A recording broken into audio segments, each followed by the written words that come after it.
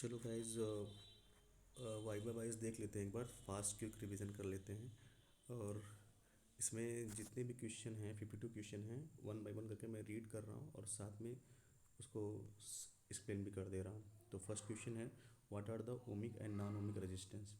Ohmic resistance और non ohmic resistance में difference है। डिफरेंस क्या होता है कि ओमिक रेजिस्टेंस वो होते हैं जो ओम्स लॉ को फॉलो करते हैं, नॉन ओमिक रेजिस्टेंस वो होते हैं जो ओम्स लॉ को फॉलो नहीं करते हैं। और जो ओम्स लॉ को फॉलो करते हैं, एग्जांपल जैसे कॉपर हो गया, एल्युमिनियम हो गया, जर्मेनियम हो गया, सिलिकॉन हो गया, वट एवर, एजी सिल्वर, सब ईटीसी आ जाएंगे। जितने भी कंडक्टर मटेरियल होते हैं वो ओमिक मटेरियल होते हैं। नॉन ओमिक मटेरियल वो होंगे जो ओम्स लॉ को फॉलो नहीं करेंगे, एग्जांपल जैसे diode, transistor and etc. Second question है, given the common second question है, give the common example of non ohmic resistance. जैसे एग्जांपल हो गया vacuum diode tube, semiconductor and semiconductor diode, transistor etc. Then next third question है, name of the some substance whose resistance decrease with the increase in temperature. मतलब temperature increase करने पर resistance decrease करता है। Commonly अगर metal के case में देखें, टेम्परेचर इंक्रीज करते हैं रेजिस्टेंस इंक्रीज करता है, बट सेमीकंडक्टर के केस में ऐसा होता है कि आप टेम्परेचर इंक्रीज करते हो तो उनका रेजिस्टेंस डाउनफॉल होता है। जैसे एग्जांपल हो गया सिलिकॉन, जर्मेनियम। अच्छा, क्वेश्चन वाइवा में ये भी पूछा जा सकता है, सिलिकॉन और जर्मेनियम के लिए एनर्जी गैप कितना होता है। तो सिलिकॉन के लिए energy gap 1.1 electron volt, germanium के लिए 0.7 इलेक्ट्रॉन वोल्ट, ये याद रखिएगा। क्वेश्चन नेक्स्ट क्वेश्चन देखते हैं, what are the factor affecting the resistance. Resistance को फैक्टर कौन कौन से फैक्टर अफेक्ट करते हैं। जैसे आपने फॉर्मूला पढ़ा होगा R equal to rho L upon A, जहाँ पे रो क्या है, resistivity of the material, L है length of the wire, A है cross section area of the wire. तो आपको कौन कौन से इम्पेक्ट करेंगे, आपके फॉर्मूले में दिख रहा है कि रो जो है रजिस्टिविटी, जो मटेरियल की प्रॉपर्टी पे डिपेंड करता है, मटेरियल पे डिपेंड करता है कि मटेरियल कैसा है उस पर डिपेंड करेगा। और एल लेंथ ऑफ वायर पे रेजिस्टेंस पे डिपेंड करता है। ध्यान रखना, ये क्वेश्चन अगर पूछा जाता है कि रेजिस्टिविटी किस पर डिपेंड करती है, तो मटेरियल की प्रॉपर्टी होती है, जबकि रेजिस्टेंस लेंथ ऑफ वायर पे भी डिपेंड करता है, उसके क्रॉस सेक्शन एरिया पे भी डिपेंड करता है। दो चीज़ों का ध्यान रखना। रेजिस्टिविटी पूछा पूछा जाएगा तो आपसे ये आपको आंसर करना है कि उसकी मटेरियल की प्रॉपर्टी होती है। और रेजिस्टेंस वायर के लेंथ पे भी डिपेंड करेगा, क्रॉस सेक्शन एरिया पे भी डिपेंड करेगा और मटेरियल पे भी डिपेंड करेगा। Point be clear. Next question, what is the conduction. Conduction क्या होता है, reciprocal of resistance is called the conduction. मतलब रेजिस्टेंस का रेसिप्रोकल करेंगे तो मुझे क्या मिल जाएगा, कंडक्शन। ठीक। नेक्स्ट क्वेश्चन, अच्छा इसका यूनिट भी पूछ सकते हैं, what is the unit of conduction. Resistance की यूनिट होती है ओम, कंडक्शन की यूनिट हो जाएगी महो या साइमन, इसे बोलते हैं साइमन, याद रखना। नेक्स्ट क्वेश्चन आ जाएगा आपका, what is the condition for a wheat stone bridge in balance condition. आपने पढ़ा होगा balance bridge, wheat stone bridge. Balance wheat stone bridge में क्या होता है, जब पी बाई क्यू का रेशियो आर बाई एस के बराबर होता है। पी क्या है, पी और क्यू रेजिस्टेंस, सीरीज रेजिस्टेंस होते हैं, और Q R S series resistance होते हैं। जब इनका रेशियो आपस में बराबर होता है तो उस कंडीशन में हमारा सर्किट में जो 20 सर्किट में रेजिस्टेंस लगा होता है उसमें करंट नहीं फ्लो होता है। इस कंडीशन को हम बोलते हैं बैलेंस व्हीटस्टोन ब्रिज। अच्छा, कभी कभी एग्जामिनर आपसे ये पूछ लेता है कि क्या एडवांटेज है कि आप व्हीटस्टोन ब्रिज मेथड को मेजरिंग करने के लिए और मेथड के कंपेयर में व्हीटस्टोन ब्रिज को क्यों प्रेफर करोगे। अब जैसा क्वेश्चन नंबर 9 है, देखो यहाँ पर, it is the null method. पहला पॉइंट है इट इज नल मेथड। इसमें हम क्या फाइंड करते हैं, गैल्वेनोमीटर में नल पॉइंट खोजते हैं जहाँ पे हमें डिफ्लेक्शन जीरो मिलता है। जिस पॉइंट पे हमें डिफ्लेक्शन गैल्वेनोमीटर में डिफ्लेक्शन जीरो मिलता है मीटर ब्रिज में, तो उस पॉइंट को हम बोलते हैं नल पॉइंट। तो पहला पॉइंट ये हमारा सबसे बेस्ट हो गया कि ये नल मेथड का इसे बोला बोला जाएगा। और कोई एक्स्ट्रा रेजिस्टेंस इसमें ऐड नहीं होता है कि वायर में कोई एक्स्ट्रा रेजिस्टेंस ऐड हो, कोई ऐसा इफेक्ट नहीं आता है। बट अदर मटेरियल में करेंगे उस मटेरियल का भी रेजिस्टेंस आ जाएगा, उस इंस्ट्रूमेंट का भी रेजिस्टेंस ऐड हो जाएगा, बट इस केस में नहीं होता। और ये ईजियर होता है डिटेक्ट करने, स्मॉल चेंज को डिटेक्शन करने में ईजियर होता है, मतलब बहुत ही कंफर्टेबल इजीली से हमको डिटेक्शन मिल जाता है। इसलिए हम व्हीटस्टोन ब्रिज को कम अदर रेजिस्टेंस को मेजर करने के लिए व्हीटस्टोन ब्रिज प्रेफर करते हैं एज लाइक मीटर ब्रिज में। ठीक।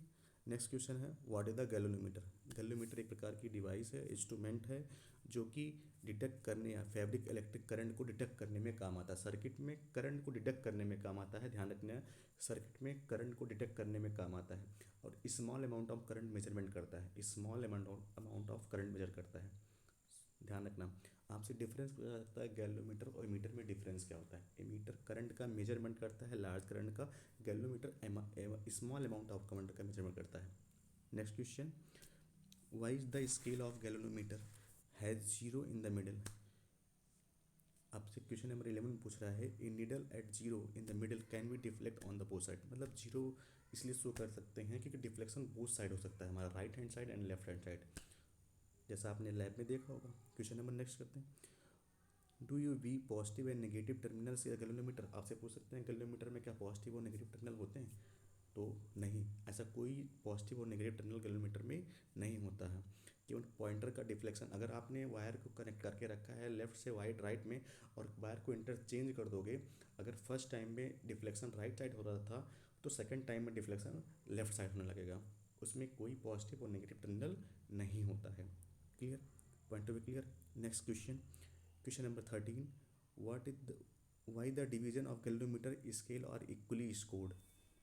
Sorry, galvanometer scale are equally spaced.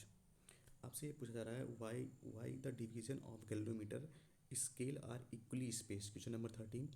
अब इसमें क्या होता है, deflection in pointer is proportional to the current pass. मतलब इसमें कहना क्या चाह रहे हैं, जो डिफ्लेक्शन शो कर रहा है वो डायरेक्टली प्रोपोर्शनल होता है करंट पास करने को, कितना करंट पास कर रहा है, जितना डिफ्लेक्शन होगा उतना करंट पास करेगा। द नंबर ऑफ डिवीजन, मतलब गैल्वेनोमीटर में जो डिवीजन काउंटिंग होती है इन डिफ्लेक्शन में, वो डायरेक्टली प्रोपोर्शनल होता है कितना करंट पास कर रहा है, डेट्स इट, इतना सा मतलब है उसका। क्वेश्चन नंबर 14 आपसे अगर पूछता है define the figure of merit of galvanometer. Figure of merit nothing but figure of meter amount of current required for the per unit deflection या per unit division. Simply it is denoted by K, और के का अगर unit पूछा जाए तो ampere per division, खत्म कहानी। Next question, question number 15, define the current sensitive of galvanometer. The deflection produce in galvanometer when current pass through it. मतलब सेंसिटिविटी का मतलब ये है कि गैल्वेनोमीटर में कितना सेंसिबल है, कितनी एक्यूरेटली मेजर कर सकता है, सेंसिबल है कितना, कि गैल्वेनोमीटर कितना सेंसिबल है, card the current sensitivity of galvanometer. अच्छा, आज करंट सेंसिटिविटी की वैल्यू होती है 1/k के बराबर, इक्वल टू 1/k के बराबर होती है। और के क्या होता है, figure of merit of the galvanometer. मतलब current sensitive is reciprocal of the figure of merit of galvanometer. Point समझ में, अगर फिगर ऑफ मेरिट गैल्वेनोमीटर को हम रेसिप्रोकल ले लें तो करंट सेंसिटिविटी के इक्वल होता है, बस ध्यान रखना ये चीज़। Next question, why was the galvanometer not suitable to work as a meter. बहुत बेस्ट क्वेश्चन है, ये से क्वेश्चन आता है। सिंपल वही बात है कि अगर गैल्वेनोमीटर में एक स्मॉल अमाउंट ऑफ करंट की कैपेसिटी होती है और एमीटर में लार्ज अमाउंट ऑफ की करंट की कैपेसिटी होती है, अगर गैल्वेनोमीटर हम एमीटर की जगह पे लगा देंगे, large amount of current flow करेगा तो गैल्वेनोमीटर हमारा क्या हो जाएगा, डैमेज हो जाएगा, सिंपल सी बात है। Next question, how was the question number 17, how is a galvanometer converted into a meter. Simple सा क्वेश्चन, ये तो बहुत बेसिक सा क्वेश्चन है।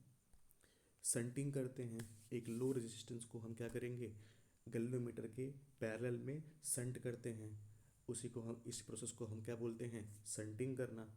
पैरेलल में संट करते हैं, ध्यान रखना, गैल्वेनोमीटर के पैरेलल में एक लो रेजिस्टेंस बॉक्स को हम क्या करते हैं, सर्किट में कनेक्ट करते हैं गैल्वेनोमीटर के पैरेलल में, ताकि हमारा गैल्वेनोमीटर किस में कनेक्ट होता है बेटा, एमीटर में।